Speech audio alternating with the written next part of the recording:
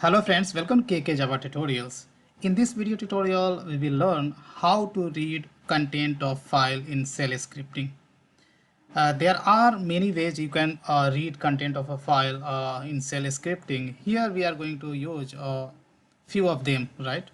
So here first I'm going to use while loop. Already we have discussed how basically while loop works. So just check for simplicity I'm using while loop, but you may use some other loop as well. Yeah, so let's start with the first method. So here I'm going to specify method underscore one to read file. This is just a comment. So this is the way to write comment in shell script. This is single line comment, right? Now here I'm going to use a while loop, as I said. So I'll write while, and after that while it always starts with the do and final that end with the done, right? And between these two keywords do and done, you have to write the statement which is going to execute repeatedly until unless this while loop is becomes true, right? Now here I am going to use a command is called read, right? So here basically I would like to read the file content line by line. So read command, you have to specify the variable name. So here this is a read command, this is a while loop, and here I'm just giving the line. So this variable name you can give anything, but as I'm going to read file line by line, so that's what I given the variable name as line. And simply you can echo or you can print this line on the terminal, right? Pretty simple, right? But here I haven't given the file name, right? Which file I'm going to read. So here to read a file, here basically we are going to use the approach which is called input redirection, right? Input output redirection, you might have heard about. So this is input redirection. So here you have to give the less than symbol. After that you have to give the file name which you want to read. So here I'm going to write test.sh, which is this is file where basically this is the file which is present at the my current working directory. So wherever I have created read file content.sh, at same place my test.sh is available. So directly I have given the file name, right? So this is the very simple and straightforward approach, right, to read the content of a file. So let me run this shell script. So to run it, you have to write period, then forward slash, then you have to give the shell script file name, right? So here if I press, then here you can see this is displaying the content of the file.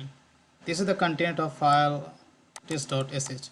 Even if you want to read content of this file, right, then you can read as well, right?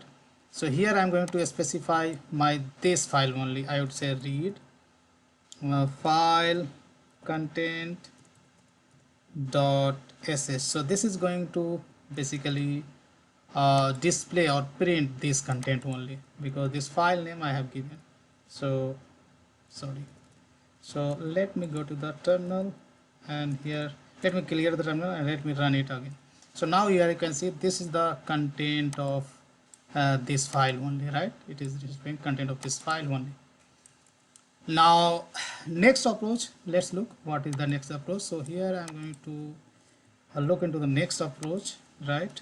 That's approach method 2, but this code I would like to comment, right?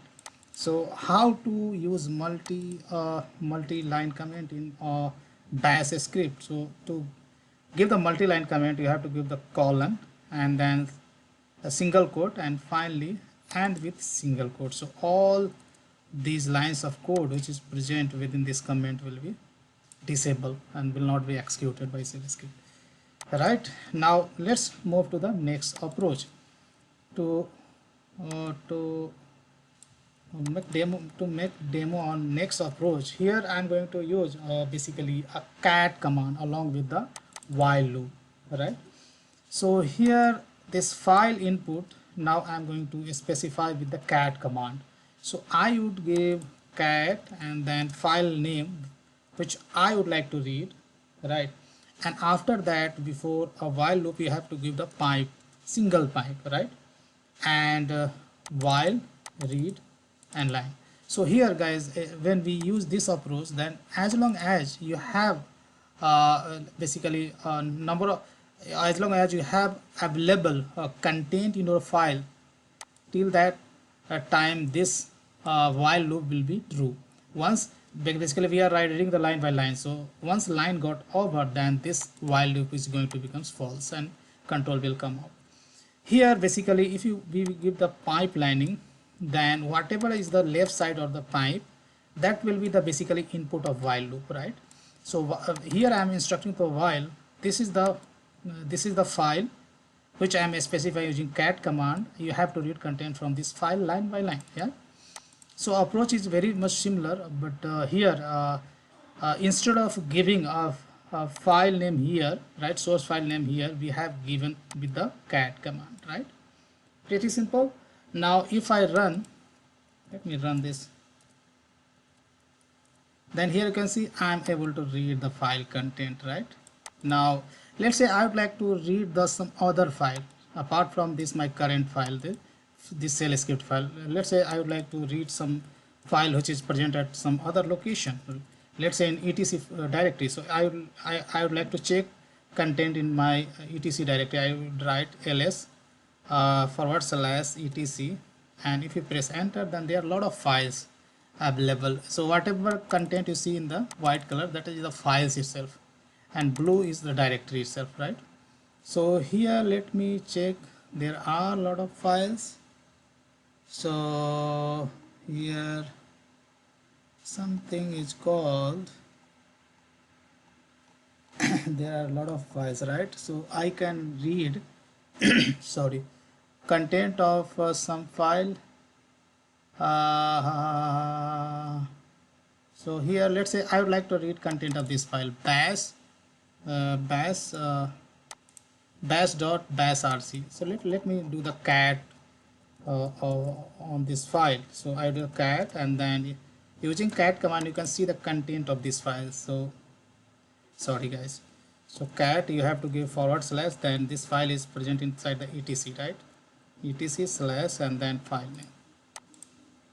So here you can see this is the content of this file, right? I would like to print content of this file. So here what I have to do, I have to give /, then etc, then this file name, right? So now my code, my shell script is going to read content of this file only. Let me show you. So I am going to run this shell script again.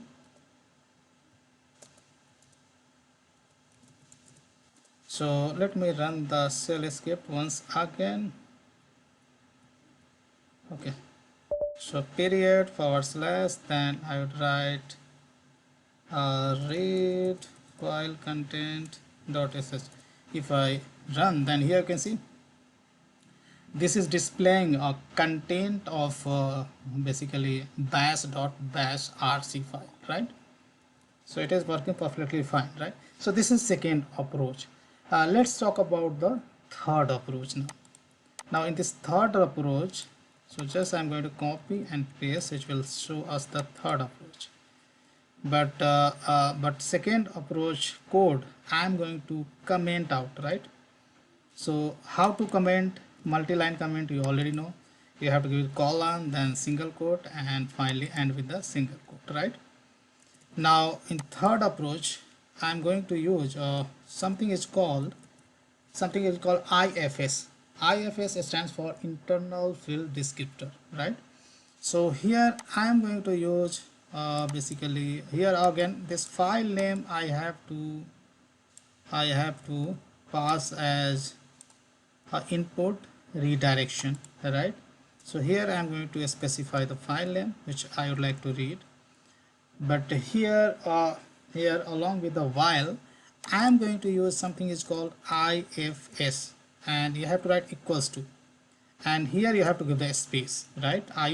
So basically here IFS we are not assigning to read line, but we are just assigning to the space, right?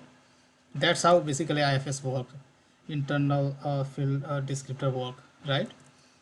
So this is the indication when file reading is completed, and then this has to terminate, right? So now Let me run this, but before that don't forget to specify one flag is called -r, right? Now if I run this, then here you can see still I am able to read the content of bash.bashrc, right? It is working perfectly fine. But before wrap up this tutorial, let me tell you one thing. Here ifs, here you can either assign this space, or you can assign this single quote with a space. Both will work, right? So whichever you like you can. So here you can see still this program is working perfectly fine.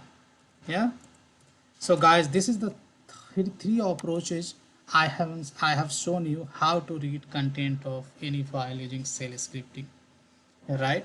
So these are the basically important basically methods to read of content of a file using shell scripting, right? So that's all I wanted to show in this video tutorial, guys. Big thank you, and see you there in the next video tutorial.